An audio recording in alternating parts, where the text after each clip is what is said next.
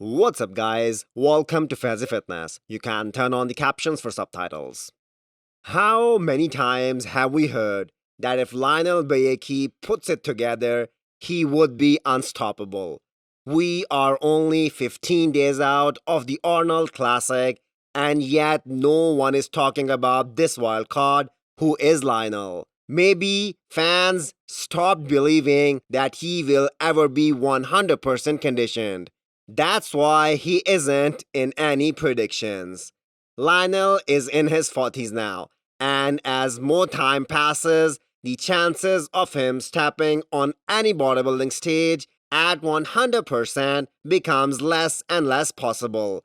It has been a whole year since Lionel stepped on stage, and his last showing at Romania Pro was the most disappointing of them all, placing top 5 in a weak lineup. So let's hope we will see the best of him at the Arnold Classic. So far, no progress pictures have been posted by him leading into the show. Steve Kuclo has to be one of the biggest guys competing at the Arnold Classic this year. I mean, pushing 290 pounds of stage weight. That's serious business. I was the day before the show, I was 291 at the house, and I was probably about 288, 287 on stage, somewhere in there.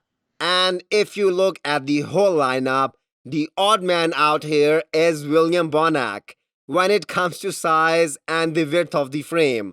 That's why all these young cats believe that Arnold Classic 2021 is up for grabs if they bring something special. Steve Kuclo has been on the grind ever since Texas Pro loss, and losing the show in his hometown motivated him more than ever.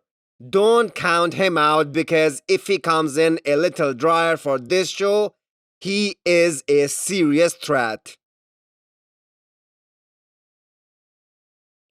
Many of bodybuilding fans believe that Akim Williams purposely didn't peak 100% for Puerto Rico Pro because his team knew that pushing to the absolute limits wasn't required to win that show, looking at the lineup. And that is exactly what happened.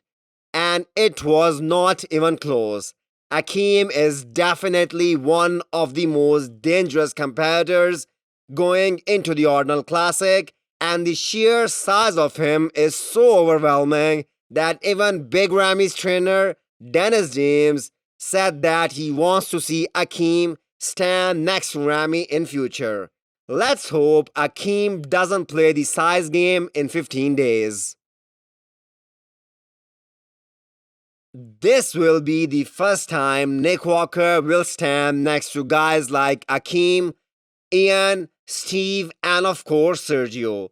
So the hype train will either die down on the day of prejudging, or if he's able to live up to the expectations and his own goals, he will be one of the biggest stars making his Olympia debut. Nick just wants to be a tad tighter than the package he brought at New York Pro, with the added density that he has been able to put on in the last 10 weeks. And looks like he has been putting a lot of time in posing because his presentation is getting better in the last set of progress pictures. Will Nick be a star after Arnold Classic, or would Iain be the guy who will carry the torch? Make no mistake about Iain. He clearly said, don't even think about the package that was presented at the Olympia, which landed him at 7th place. This is a whole new level. And lastly, what about Maxx Charles? The man didn't got the placings that he deserved in multiple shows this year, and he is coming with a vengeance.